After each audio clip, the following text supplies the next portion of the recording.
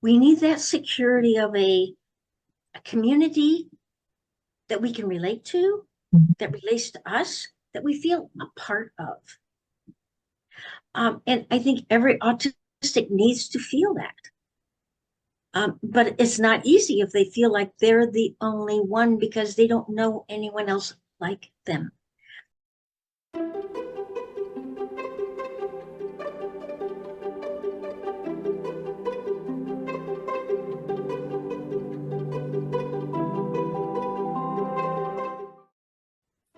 Hi, I'm Staci Neustadt. I am a speech language pathologist and the CEO at Making Sense of Autism, and I'm a student of Susan.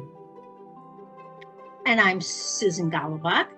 I am a now retired occupational therapist who has worked many, many years after I discovered even my own autism with other autistic individuals. I founded Making Sense of Autism because of my passion to not only understand my brain and how it worked differently, but to try to explain what I've learned to other people so that they're more understanding and therefore more accepting and more accommodating to autistic individuals. So, our goal is to help you provide the right support without trying to fix autism, but by understanding it. So, whether you're a parent, teacher, therapist, or just someone who wants to learn, you're in the right place. Be sure to subscribe and join us every week. We talk about a new topic.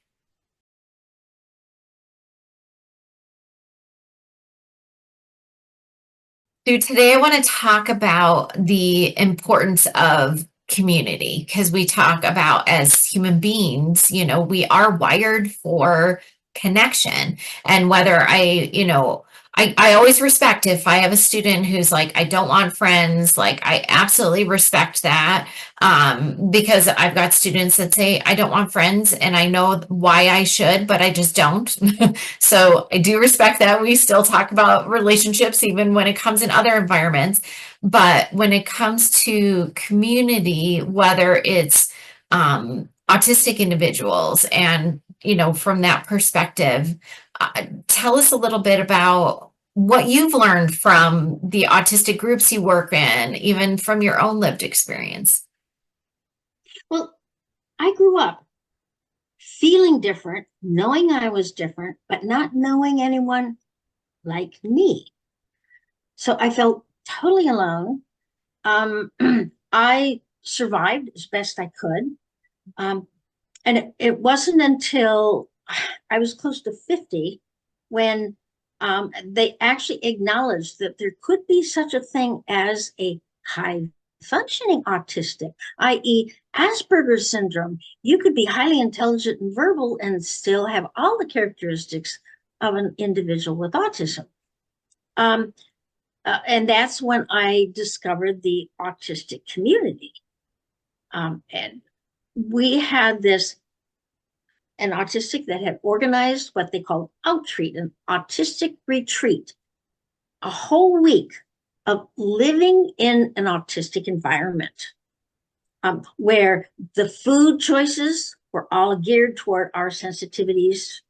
The what we engaged in play, our communication style, we wore badges that had red, yellow, and green. Green meant I'm open for a conversation with anybody. All you had to do is wear it and show. Yellow meant, okay, only the people I know very well, please approach me, but I'm not ready to deal with anyone new. Red meant, I'm just not ready to deal with anybody at this point. I just please leave me to myself. I need dealing with things. So everything that we did was from an autistic perspective to help us feel comfortable with being autistic. And when my husband came and I introduced him to what Outtreat was all about, his response was, "Why didn't you warn me?" He said, "Every social um, nuance that I'm familiar with doesn't exist here. I feel like a stranger in a strange land." And I said, "Whoa, now you know how I feel when I'm in a community that that doesn't relate to me and I don't relate to them because we're different and no one is, uh, I feel just makes it easy for me to just be myself and be understood. Yeah. And I think we all need that. We do that naturally as human beings because even though we're willing to branch out, we need that security of a community that we can relate to, that relates to us, that we feel a part of. And I think every autistic needs to feel that. But it's not easy if they feel like they're the only one because they don't know anyone else like them. So bringing them up to make them, and I know my parents did the best they could. They knew I was different, but they never talked about it because they didn't want me to feel different. So they treated me like I was like everyone else, which was the worst thing they could do. Yeah. Because the message that got sent is being like everyone else is the ideal. That's what we want. But being different is no, we don't talk about that. We that's not the good thing. The good thing is everybody wants to feel like they fit in and belong. But I knew I didn't. But Yeah. they wouldn't acknowledge that. So do you see how frustrating that is in terms of my wanting friends? Well, no, Absolutely. because I know I couldn't relate to the people that they supposedly wanted me to be friends with. They didn't respond to me the way someone that would understand me would. Um, so yeah, I grew up alone until I discovered other autistic groups. And this is where I think every parent needs to recognize that need for community for their own child. That doesn't mean they can't still be part of a other communities, but they need to have that core sense of here's a place I'm comfortable, I can be myself, and I belong. And, I think sometimes I would have parents call when we ran groups in the past, and they still are out there, social skills groups, thinking that their child needs to learn social skills, but that's what I found oftentimes not the case. They had social skills that were fine in the Mhm. autism community. They could communicate just fine with other autistics. And so it wasn't so much that, but that really they wanted to find friends. So, and I'm sure I know there's parents out there listening right now of, okay, well, I try to find other autistic kids for my kids to hang out with, and it's not easy, is definitely the biggest thing that I always hear from parents. So whether it's a parent and their child or even an autistic adult, what do you recommend in terms of how they find their community?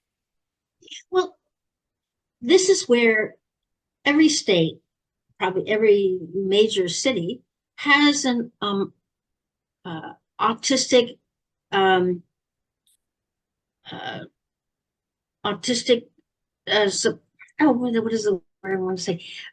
There's a Greater Phoenix Autism Society. Yes, the autism Um, societies. their Yeah. goal, these autism societies, is to to provide support for parents, to provide support for autistic individuals themselves.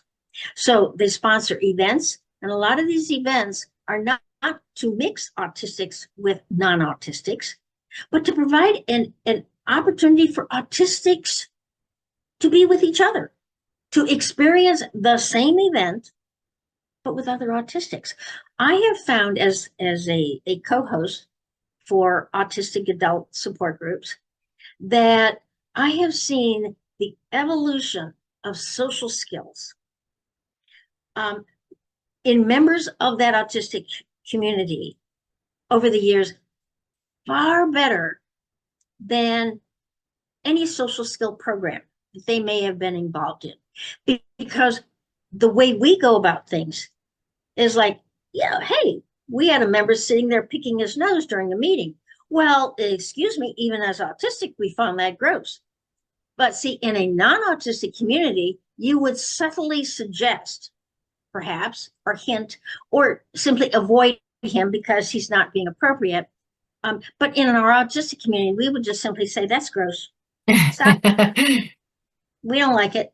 Oh, okay.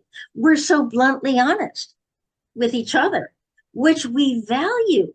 We don't take offense at blunt honesty. We take it as concrete, literal. Yeah, okay, that's how you feel. I can adjust to that. We want that blunt, but we can do it with ourselves. We just can't do it with other people.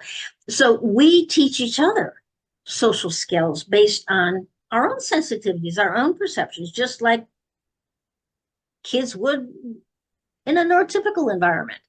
We teach each other what they need to know.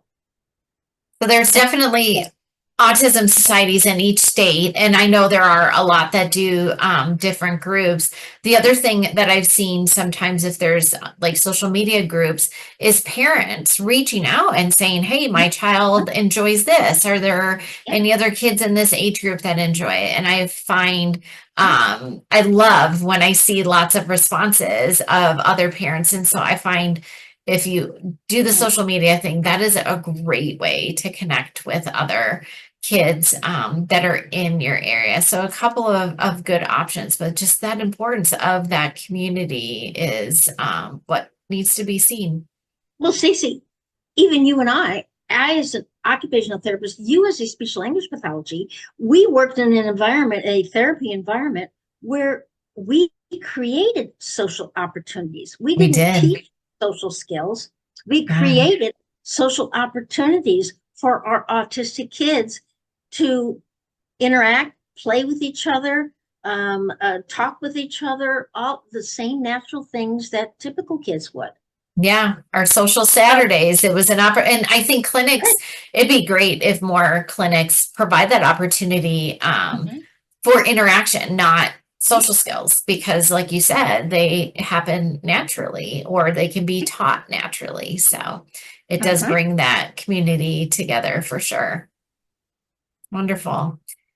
Definitely an important thing because we are wired for that connection, and that connection is important at any age. So great suggestions on building that community. And if anyone else has another group, drop it in the comments below because it's always good to hear about other groups that are building community.